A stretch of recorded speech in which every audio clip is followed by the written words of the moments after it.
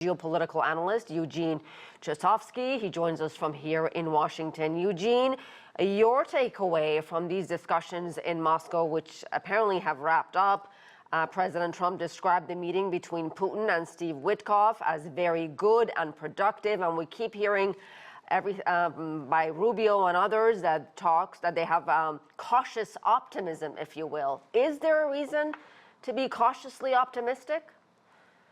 Right. Well, I think clearly we're seeing some progress made towards this ceasefire agreement with negotiations not only between the U.S. and Russia recently, but also U.S. and Ukraine meeting in Saudi Arabia earlier this week and agreeing to this ceasefire proposal. So clearly there's movement being made, and it looks like Trump could be having a phone call with Putin, as your correspondent mentioned, as early as next week.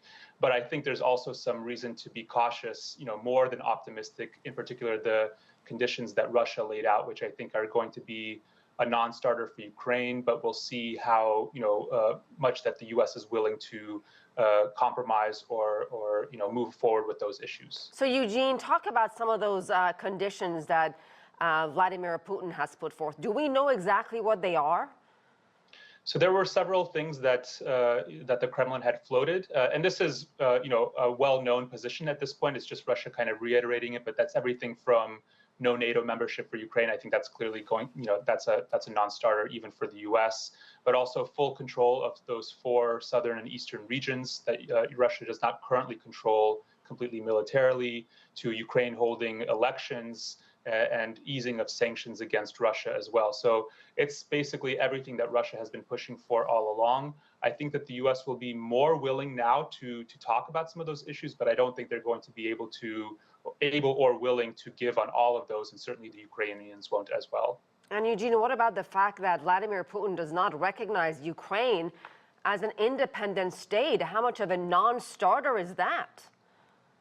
Well, this is, I think, coloring the broader conflict here, and this is why I think that the negotiations are happening primarily between the U.S. and Russia and the U.S. and Ukraine rather than Russia and Ukraine directly. So we know kind of Russia's position on Ukraine. I think ultimately what Putin is trying to do is, prevent, Ukraine's Western integration, whether that be into NATO or any security alignment there, and to do so in a sustainable way. Whereas Ukraine is trying to get sustainable security guarantees from the likes of the U.S. and the Europeans. So obviously those are somewhat in conflict, and this is where we have that U.S. playing the mediating role. Talk about the Kursk region. Why is this so important? Right. So this is actually an area that Ukraine had launched a sort of surprise offensive several months ago and has been holding territory ever since then. I think that can be seen largely as a negotiating tactic, or kind of trying to get leverage for the very talks that we're having right now.